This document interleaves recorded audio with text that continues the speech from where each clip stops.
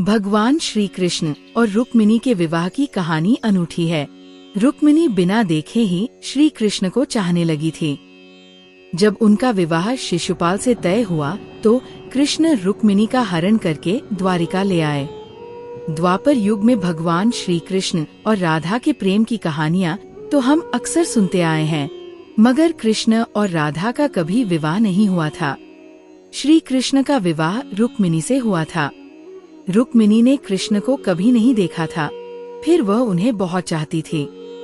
जब रुक्मिणी का रिश्ता चेदिराज शिशुपाल से तय हुआ तो श्री कृष्ण ने उनका हरण करके उनसे विवाह कर लिया था। पढ़े श्री कृष्ण और रुक्मिणी के प्रेम की अनोखी कथा। रुक्मिणी विदर्भ देश के राजा भीष्म की पुत्री थी।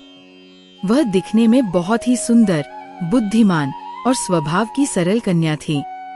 राजा भीष्म के दरबार में जो कोई आता, वो भगवान श्री कृष्ण के साहस और बुद्धिमता की तारीफ करता। रुक्मिणी बचपन से कई लोगों के मुख से कृष्ण की तारीफ सुनती आ रही थी। इस कारण वह उन्हें चाहने लगी थी। शिशुपाल से तय हुआ रुक्मिणी का विवाह। राजा भीष्मक ने अपने पुत्र रुक्म के कहने पर रुक्मिणी का विवाह चेदिराज शिशुपाल से तय कर लिया था। रुक्म शिशुपाल का खास मित्र था, इसलिए वह अपनी बहन का विवाह उससे कराना चाहता था।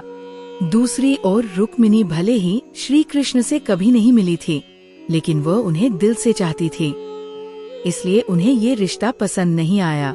रुक्मिणी और शिशुपाल के विवाह की तारीख तय हो गई। रुक्मिणी के माथे पर चिंता की लकीरें खिंच गईं। रुक्मिणी ने श्री कृष्ण को भिजवाया संदेश। रुक्मिणी ने ठान लिया कि वो विवाह सिर्फ श्री कृष्ण से करेंगी, नहीं तो अपने प्राण त्याग कर देंगी। उन्होंने अपनी एक सखी के माध्यम से श्री कृष्ण को संदेश भिजवाया। रुक्मिणी ने संदेश में कहलवाया कि वह उनसे प्रेम करती है और उसका विवाह शिशुपाल से तय हो गया है। अगर उसकी शादी कृष्ण से नहीं होगी तो वह प्राण त्याग देंगी। जैसे ही कृष्ण के पास संदेश पहुंचा, वह चकित रह गए।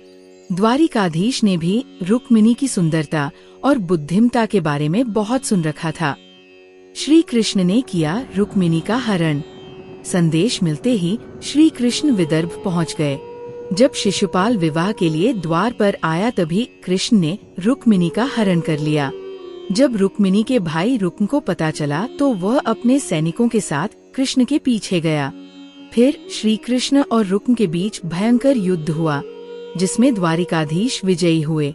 इसके बाद श्री कृष्ण रुक्मिणी को लेकर द्वारिका आ गए और दोनों ने विवाह कर लिया।